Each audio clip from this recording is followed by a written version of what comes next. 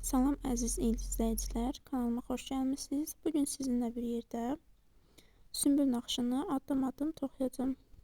Çox sevilən və asan bir naxışdır. Çox da gözəl görsənir.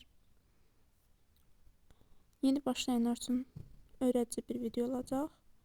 Başlamazdan öncə sizə ipimi tanıdım. Alize Şəkərin markasına aiddir. Boz rəngli sapdır, incə orta qalınlıqdadır. Şişim isə 3 millidir. Gəlin ilmələrimizi yığmağa başlayaq. Bir qədər ilmə yığdıqdan sonra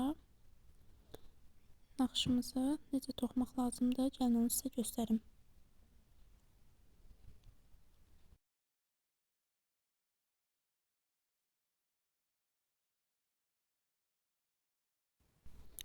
İlk sırada olduğum üçün ilk ilməni toxuyuram. Daha sonra gələni tərs toxuyacağam. Bu sıra ilk sıra olduğu üçün bir düz bir tərslə davam edir.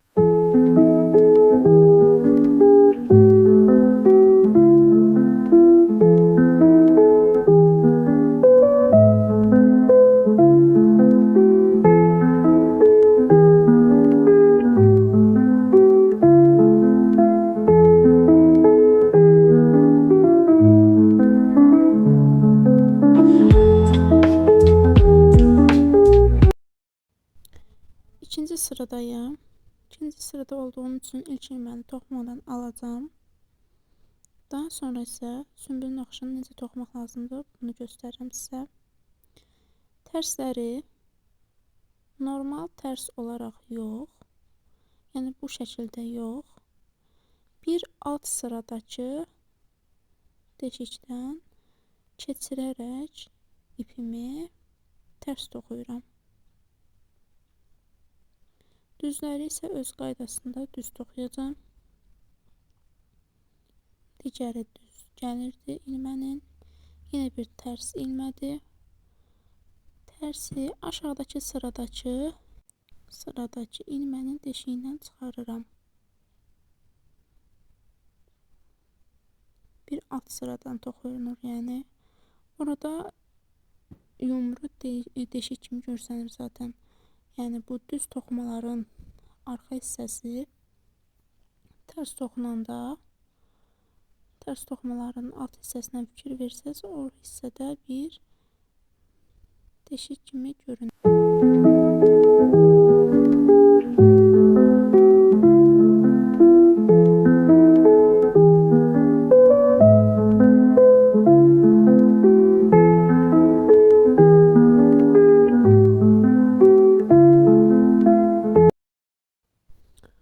Bu naxışı yalnız düz sırada edirəm, yəni toxumanın düz üzündə edirəm.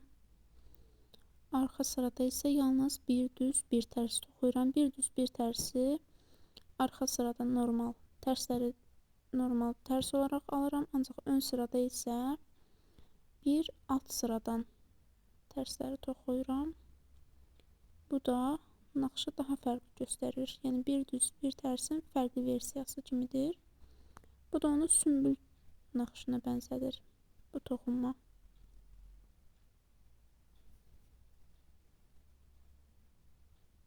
Yine eyni qaydada davam edirəm. Düz toxuyuram. Tərsə gəldikdə isə bir alt sıradan sapımı alıb tərs toxuyuram.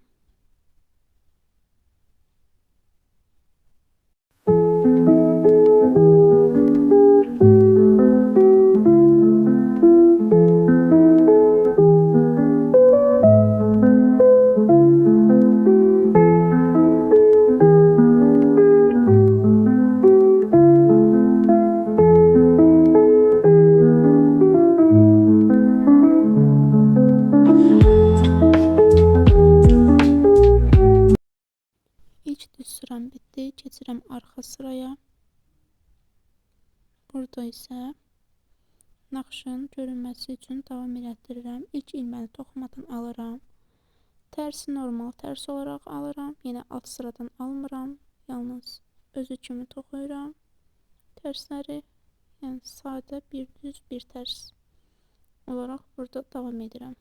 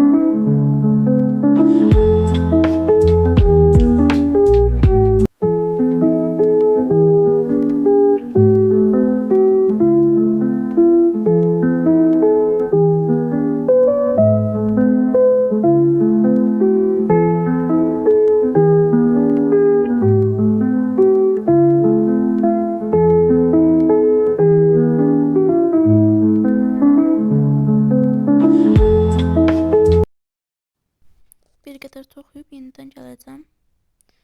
Budur, toxumamı mən davam elətdirdim. Artıq sıra saylarım çoxalıb. Yenidən sizə göstərirəm necə toxumaq lazımdır. Burada yalnız arxa sıra olduğu üçün bir düz bir tərs artıq özünü göstərib.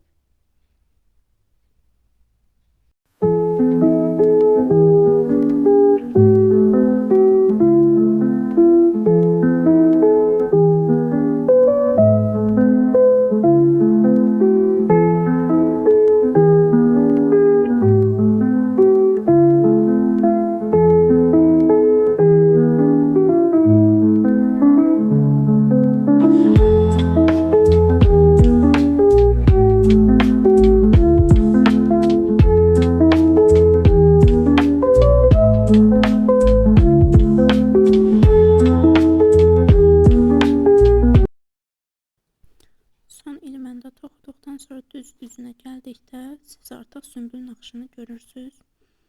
Budur, naxış artıq özünü bəlli edib. Bir düz bir tərsdən fərqlənir.